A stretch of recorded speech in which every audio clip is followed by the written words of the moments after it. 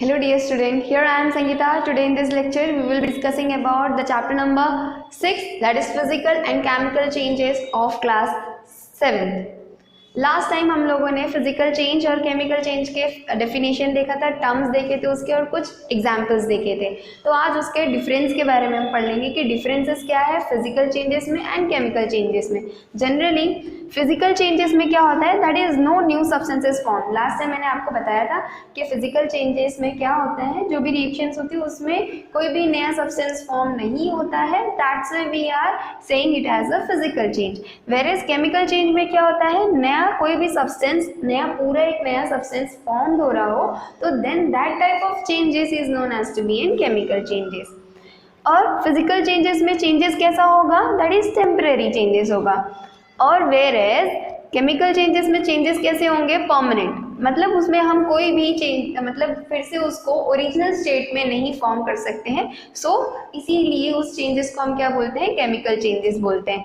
Here chemical changes physical changes can be reversible. Physical changes कैसे हो सकते हैं, रिवर्सिबल हो सकते हैं, उसको हम ओरिजिनल स्टेट में लेकर आ सकते हैं, पर उसमें सिर्फ और सिर्फ उसका या तो फिर कलर चेंज हुआ होगा या तो फिर स्टेट चेंज हुआ होगा, पर कॉम्पोजिशन सेम टू सेम वैसा ही रहेगा जैसा हमने उसको डिसॉल्व किया होगा और वैसा ही हमें ओरिजिनल स्टेट भी उसका मिल जाएगा। तो that type of change is known as to be in reversible changes. Whereas chemical changes में क्या होता है, द चेंज इज इरिवर्सिबल, मतलब हम उसको ओरिजिनल स्टेट में उसको हम कन्वर्ट नहीं कर सकते हैं। नाउ चेंजेस में गिव सम फिजिकल प्रॉपर्टीज, और जो भी चेंजेस हुआ होगा उसमें क्या देखने को मिलेगा, उसमें सिर्फ और सिर्फ उसकी फिजिकल प्रॉपर्टीज चेंज हुई होंगी।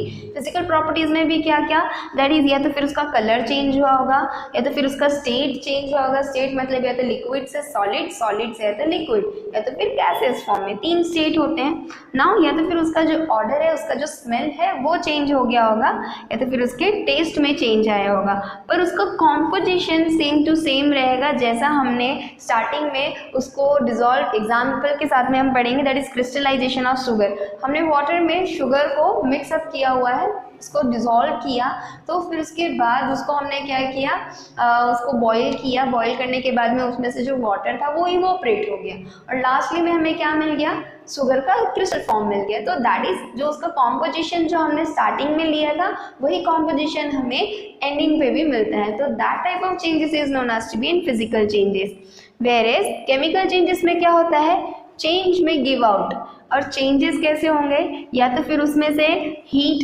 लाइट, साउंड, या तो फिर क्या ये सारी चीज़ें प्रोड्यूस हो रही होगी, या तो फिर उसमें वो लोग यूज़ करके इसको नया फॉर्म का प्रोडक्ट बना रहे होंगे, या तो फिर उसमें जो स्मेल होगी वो कैसी होगी, बहुत ज़्यादा फाउल स्मेल होगी। ऑर्डर उसमें बहुत स्मेल जो होगी वो एकदम हम टॉलरेट नहीं कर सकते, वैसी स्मेल उसमें से आती होगी। वैसे चेंजेस को हम क्या बोलेंगे, केमिकल चेंजेस बोलेंगे।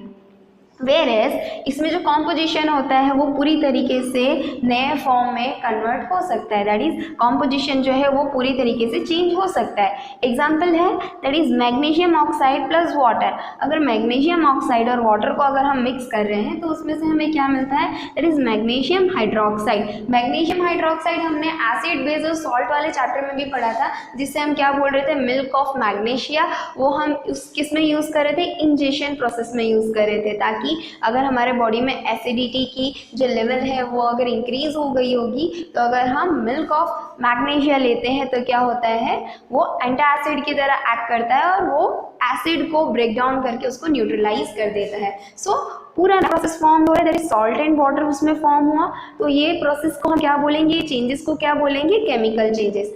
और वेयरएज केमिकल चेंजेस का हमें इम्पोर्टेंस क्यों है, इतना इम्पोर्टेंस उसका क्यों है। Now metals are obtained from ore by carrying out a series of chemical reactions। अब ore क्या होता है, इन मेटल्स क्या होते हैं, मेटल्स जो हम डिगिंग करके मेटल्स जो हम निकालते हैं वो कौन से फॉर्म में होते हैं, और फॉर्म में होते हैं, बहुत मतलब मिक्सचर फॉर्म में होते हैं, वेरियस टाइप्स ऑफ मेटल्स उसमें प्रेजेंट होते हैं। तो उसको हम क्या करते हैं, केमिकल्स रिएक्शंस के थ्रू उसको प्योरीफाई करके उसको अलग अलग सेपरेट किया जाता है। तो उसमें भी हम क्या यूज़ कर रहे हैं, केमिकल्स यूज़ कर रहे हैं। सो दैट्स वाई उसमें एक नया फॉर्म, नया प्रोडक्ट फॉर्म होगा। So that's why it is known as to be an chemical changes. और केमिकल चेंजेस के लिए बहुत ज़्यादा रिक्वायरमेंट हो जाती है, जैसे कि अगर गोल्ड को अलग हमें करना होगा, बहुत सारा अगर मेटल का मिक्सचर होगा, गोल्ड को अलग करो, सिल्वर को अलग करो, सो उसको अलग करने के लिए हमें क्या ज़रूरत पड़ेगी, केमिकल्स की ज़रूरत पड़ेगी। और दैट्स वाई केमिकल रिएक्शन उसमें प्रोड्यूस होगा। Now, new medicines are produced by a chain of chemical reactions. Chemical reactions के थ्रू ही हम क्या कर सकते हैं, नए नए टाइप्स के मेडिसिन फॉर्म कर सकते हैं।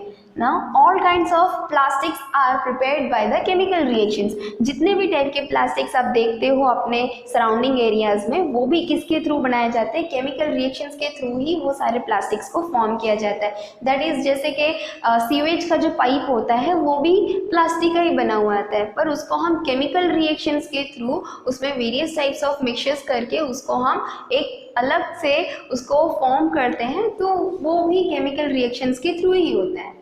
Now, all kinds of building materials are produced by chemical materials. So, chemical reactions.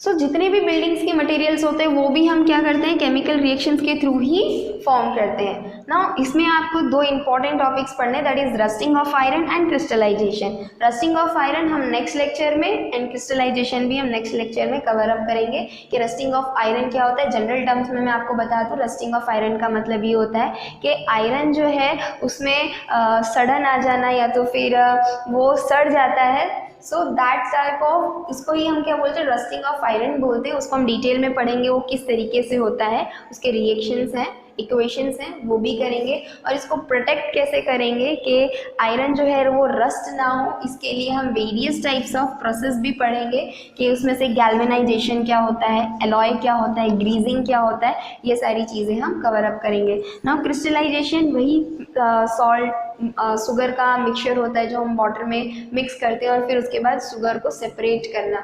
So here we have completed with the importance of chemical reactions. In next lecture we will be discussing about the rusting and crystallization. Thank you.